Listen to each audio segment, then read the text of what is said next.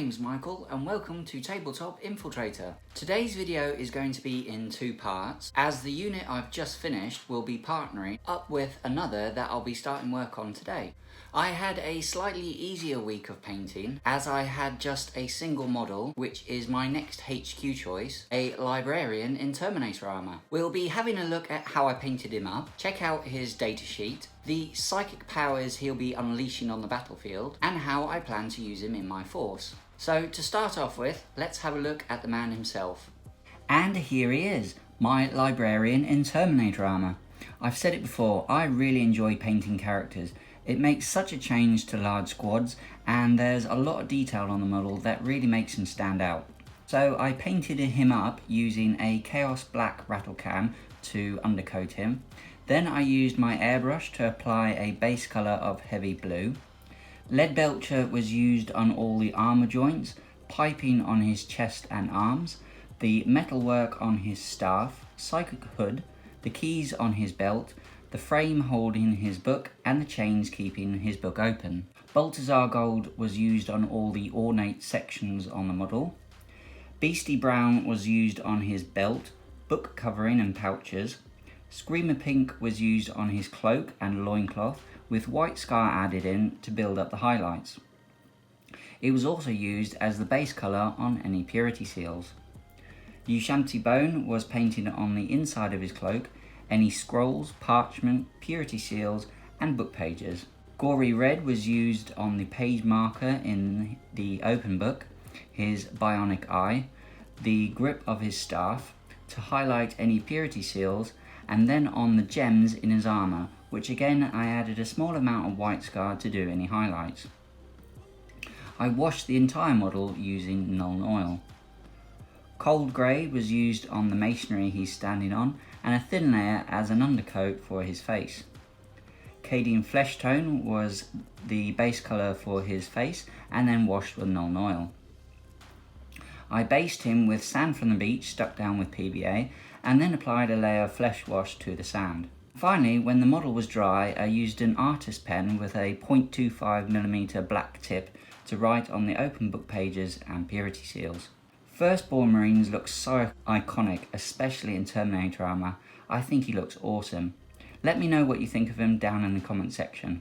With my Terminator Librarian painted up and ready for war, let's have a look at his datasheet.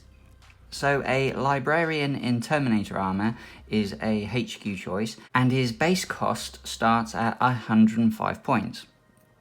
He has a movement of 5, he's a bit slow because he's in Terminator Armour, weapon skill and ballistic skill of 3+, strength 4, toughness 4, 5 wounds, 3 attacks, leadership of 9, and a 2-up save. He's equipped with a Force Stave, which is a close combat weapon, which gives you +3 strength, -1 AP, and D3 damage. You have the option of changing the Force Stave for a Force Axe or a Force Sword, but I'm going to stick with the Force Stave as that is what he's modelled with. You can also equip him with one weapon from the Combi Weapons list, so I've gone for the Storm Bolter. It's a decent weapon anyway, and it's what he's equipped with on the model. Looking at his abilities, he has Angels of Death, which gives him access to And They Shall Know No Fear, Bolt of Discipline, Shock Assault, and Combat Doctrines. He also has Teleport Strike, allowing him to come in from Strategic Reserve via Deep Strike. He also gets a Deathwing keyword if you're playing Dark Angels. He has the Crux Terminatus, pretty sure that's how you say it. This model has a 5-up Invon save, and then he's got a Psychic Hood, so each time a Deny the Witch test is taken for this model, if the unit attempting to manifest the psychic power is within 12 inches of this model, add 1 to that Deny the Witch test. He's a Psyker, so this model can attempt to manifest 2 psychic powers in your psychic phase, and attempt to deny 1 psychic power in your opponent's psychic phase. It knows Smite and 2 psychic powers from their Librarius discipline. His keywords are Imperium, Adaptus Astartes, Infantry, Character, Terminator, Psyker, and Librarian. Looking at the Librarius discipline, I'm going to go for Veil of Time and Might of Heroes. Veil of Time has a warp charge value of 6. If manifested, select one friendly chapter unit within 18 inches of this psyker until the start of your next psychic phase. You can re-roll advance rolls and charge rolls made for that unit. And until the start of your next psychic phase, if that unit starts the fight phase within engagement range of an enemy unit, it fights first that phase. So being able to re-roll advances and especially charges is super vital when coming in from deep strike, where a 9-inch charge is quite difficult to get off, and if that unit remains in combat, they'll be fighting first until your next psychic phase, which is a huge advantage if they haven't destroyed what they've targeted straight away. My second power, Might of Heroes, that has a warp charge value of 6, so if manifested, select one friendly chapter core chapter character model within 12 inches of this psyker. Until the start of your next psychic phase, add 1 to that model's strength, toughness and attack characteristics. If a unit has more than 1 toughness characteristic, use the lowest characteristic in that unit when resolving any rules. So giving additional strength, toughness and attacks will make some hard hitting units really deadly and survivable to anything that does manage to hit them back. I was thinking about making him a chief librarian, but I just couldn't get the points in my list, because then you are able to, he knows 3 powers but he can still only cast 2, and I would have gone for Null Zone, being able to remove invuln saves, which I think is really useful. And also until the start of your next psychic phase, while an enemy psyker's unit is within 6 inches of this psyker, halve the total psychic test taken for that unit. So a good utility, especially if you're coming up against something really tanky like Morty. You could get rid of his invuln save using that, but I just couldn't find the points, and I don't want to sink a whole load of points into him just because there's other things I want to spend the points on. Let me know down in the comment section what you think. Do you really think I should give him that Chief Librarian upgrade? Are there any other different psychic powers I could take? Psychic Fortress, Fury of the Ancients, Psychic Scourge? Yeah, let me know down below. I have given him a Warlord trait, so I've gone for Imperium Sword. Even though he is a support unit, I do want him to get stuck into close combat, and again a good choice when you want to increase the odds of getting a charge off from deep strike, and also making him deadlier when he gets stuck into close combat itself. So if you include the Stormbolter in his price, he works out at 110 points in total, plus a command point for the Warlord trait, which isn't bad.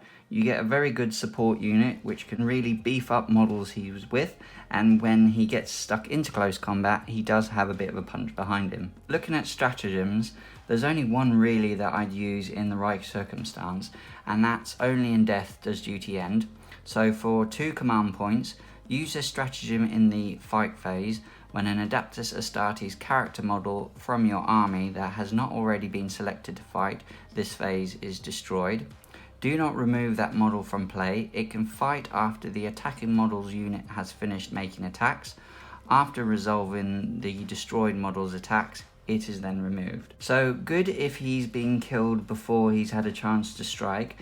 He could cause a lot of damage before you remove him. However, 2 CP is a little bit costly. But again, I think in the right circumstance, a good stratagem to use. So how do I plan to use him on the tabletop? Well, he's going to be a support unit for the main assault element of the army. I'll be coming in from deep strike with the aim of either landing on an objective and holding it, kicking an opponent off an objective, or coming into a vital position on the board where I need some help. Now, my army isn't the fastest, it's all infantry, so being able to deploy up on the board, coming in from deep strike, will help negate that. And my overall plan will be to play the mission, to delay and hold my opponent long enough to get a big enough lead in points that by the time they do break through, I can see out a win. That's the plan anyway. Let me know your thoughts on this grand strategy I've concocted. Like I said, I'm not an experienced player, so a simple plan to start off with is what I'm going to be aiming for. Nothing complicated. Play the mission and try and play the person that I'm facing on the battlefield. So, what's next for my painting desk? Well, I need a unit for my Librarian to support, and it's going to be these guys. A 5-man assault Terminator squad. These guys are cool as hell. I remember first seeing and reading about them when I was younger and thinking they were amazing back then. There's not a single army list that I've ever come up with that doesn't include a unit, no matter what anyone says, and I'm really looking forward to painting them up. So that's it from me for another week. Join me next time for part 2, when we'll be bringing these two units together and seeing how deadly they can be on the battlefield. If you've enjoyed the video, consider giving me a thumbs up, and if you haven't already, hit that subscribe button. It's there, or there, not sure which side, and turn on notifications so you don't miss a video. All this really does help the channel out, and I'll hopefully see you next time.